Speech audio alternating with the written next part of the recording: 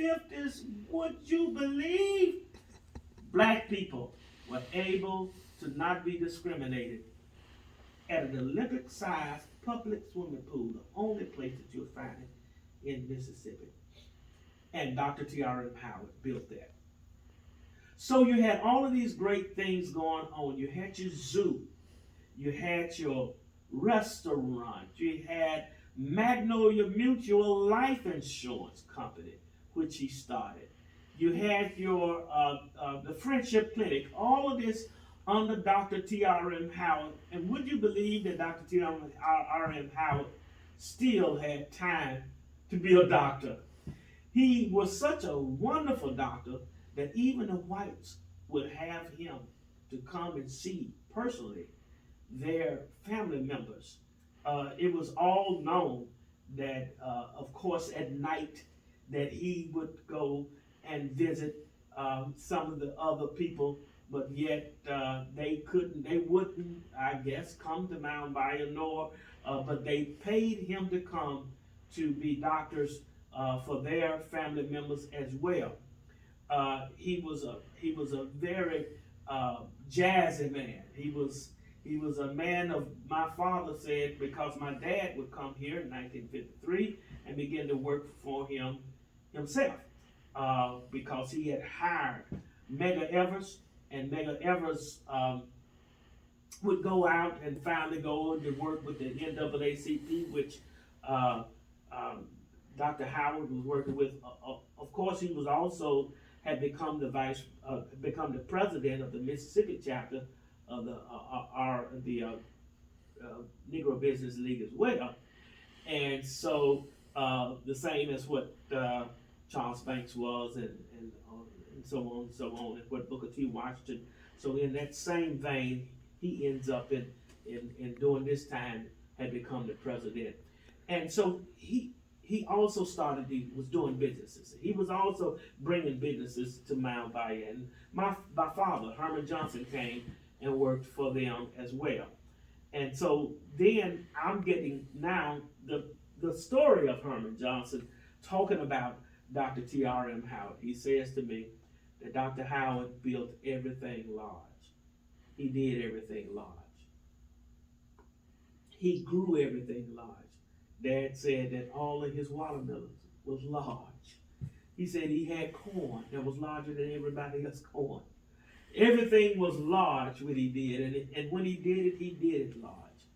And he would end up inviting Mamie Till Mosley to come to stay in Mount Bayou, and he hid her out in his home. He had a large home, my dad said, and he talked about his home. He talked about how he would hide her there. And they talked about the security that he had. He had people that were security. But yet when he drove his car, he would have guns in his car in places that nobody else could ever find. Of course, he would stop many times when he would cover for Mamie Till, would drive her from here to the court, or from here for investigation. He also would ultimately, you would see cartoons on him and J. Edgar Hoover. They were fighting over whether he should investigate. He called for the FBI. You come and find out, what are they doing to black people in Mount Bayou, Mississippi? And Dr. T.R.M. Howard, I would say, instigated a lot of the things that went national about the Emmett Till and Mamie Till Mosley investigations of that case. And so Dr. Howard was like in the background making things happen.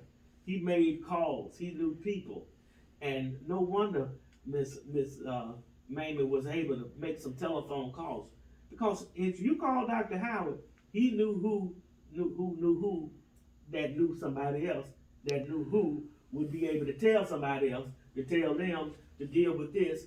And those are the types of things that you needed during that time. And that's the reason why Emmett Till's body didn't go in the ground in Mississippi, because if it had gone in the ground, in Mississippi, we would not have had the civil rights movement. And it was because they took that body the way it was and sent it to Chicago, Illinois, where she could expose that body to the world. That's the reason that we had civil rights. We probably wouldn't even be enjoying some of the laws, and especially with some of the things that that's going on and the ideas that goes on now about whether people should vote or have a right to vote, and all of the laws that are being passed to keep us again, to stop us from voting. If there was not a civil rights movement, then there would not have been a pause in that, and then we could send it all the way back to contribute that to the work that Dr. T.R.M. Howard did during the time of the Emmett Till trials. So that, therefore, you had a lot of that historical things that, whether we do it or not, that ends up being history. So Mound Bayou gets to be a strong place where people will come from to go out into the world to be a blessing to other people. My dad goes on to be the vice mayor in Mound Bayou, and for all of my child life, he was in city government. So I would say, as a child growing up in the 60s, I could ride through town and pass by the mayor and wave at him. I could see the chief of police drive by and wave at him, and he waved at me. And I could ride through some of the through town and ride up to some of my bicycle and ride up to some of the grocery stores, whichever one my mom sends me to, and usually she would send me to Huddleston's grocery store.